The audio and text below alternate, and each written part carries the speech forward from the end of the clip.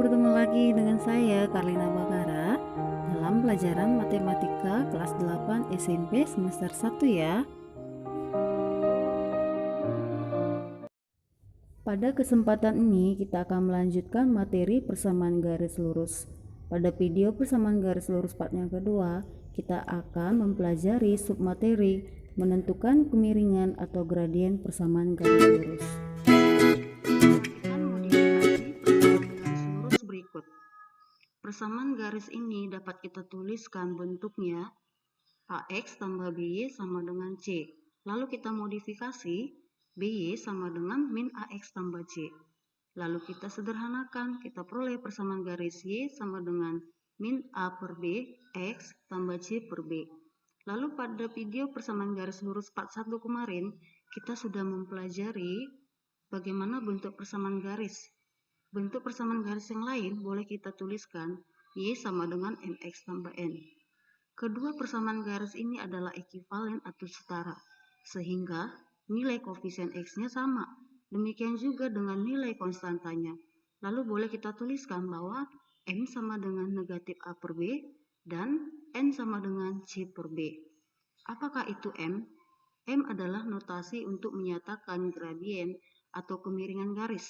Sedangkan kemiringan garis ini adalah perubahan panjang sisi tegak atau vertikal terhadap perubahan panjang sisi mendatar atau horizontal. Bagaimana kita menentukan nilai kemiringan persamaan garis lurus? Coba perhatikan ilustrasi tangga pada tempat tidur bertingkat seperti tampak pada gambar. Ini adalah salah satu contoh penerapan garis lurus dalam kehidupan sehari-hari. Agar tangga aman, nyaman, dan tidak berbahaya jika dinaiki, maka harus ditentukan kemiringan tangga tersebut dengan tepat. Bagaimana menentukan kemiringan tangga ini? Nah, kembali kita gunakan rumus gradien sama dengan perubahan panjang sisi tegak dibagi dengan perubahan panjang sisi mendatar. Nah, sekarang kita akan menghitung perubahan panjang sisi tegaknya.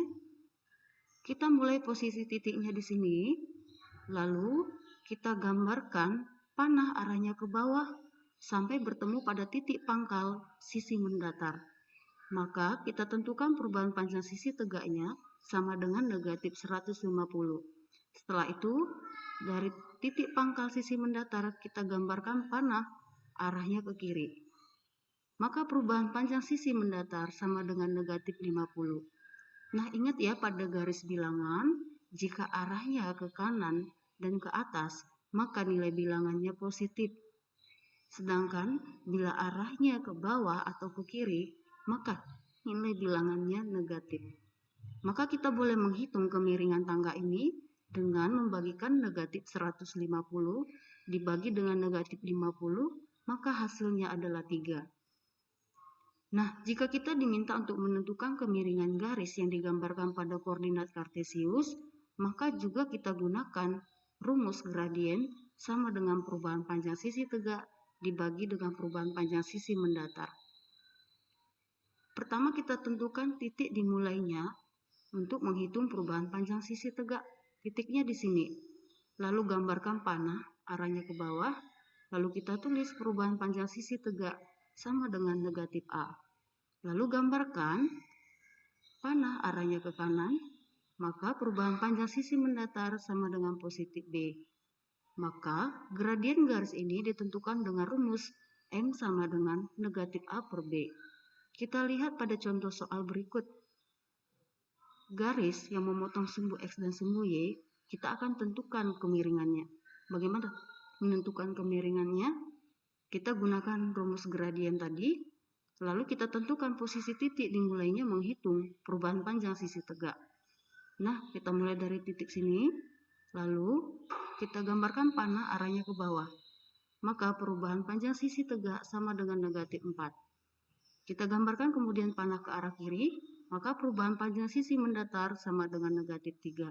Maka kita hitung gradien garisnya, M sama dengan negatif 4 per negatif 3, M sama dengan 4 per 3. Nah, bila kita diminta untuk menentukan kemiringan garis yang melalui titik negatif 1,2 dan 3, negatif 4, maka caranya juga sama, kita gunakan rumus gradien sama dengan perubahan panjang sisi tegak dibagi dengan perubahan panjang sisi mendatar. Lalu kita letakkan titik ini pada koordinat kartesius. Letakkan titik negatif 1,2 di koordinat kartesius dan titik 3, negatif 4 di koordinat kartesius. Lalu tarik garis yang menghubungkan kedua titik.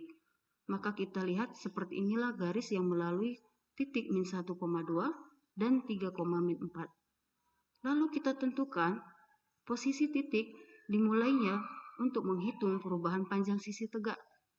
Nah, titiknya kita mulai dari sini, lalu kita gambarkan panah arahnya ke bawah. Maka kita peroleh perubahan panjang sisi tegaknya sama dengan negatif 6. Bila kita hitung, ini ada sebanyak 6 satuan. 1, 2, 3, 4, 5, 6. 6 satuan ke bawah. Lalu kita gambarkan kemudian panah arahnya ke kanan. Maka perubahan panjang sisi mendatarnya sama dengan positif 4. Lalu kita hitung gradien garis ini, M sama dengan negatif 6 per 4, M sama dengan negatif 3 per 2.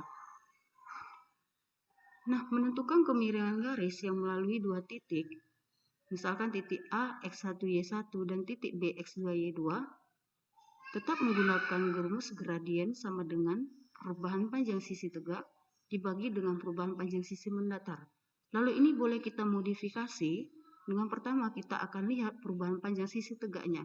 Posisi titiknya kita lihat. Maka perubahan sisi tegak sama dengan Y2 dikurang Y1. Dan perubahan panjang sisi mendatar sama dengan X2 kurang X1. Maka rumus gradiennya kita tuliskan menjadi M sama dengan Y2 kurang Y1 per X2 kurang X1. Nah, sekarang kita gunakan rumus ini untuk menentukan kemiringan garis yang melalui titik min 1,2 dan 3, min 4 tadi. Ingat kembali rumus gradien. Nah, sekarang kita misalkan titik min 1,2 sebagai titik X1, Y1 dan titik 3, min 4 sebagai titik X2, Y2. Lalu kita hitung perubahan panjang sisi tegak. Sama dengan Y2 kurang Y1 sama dengan negatif 4 kurang 2 sama dengan negatif 6. Lalu kita hitung perubahan panjang sisi mendatar.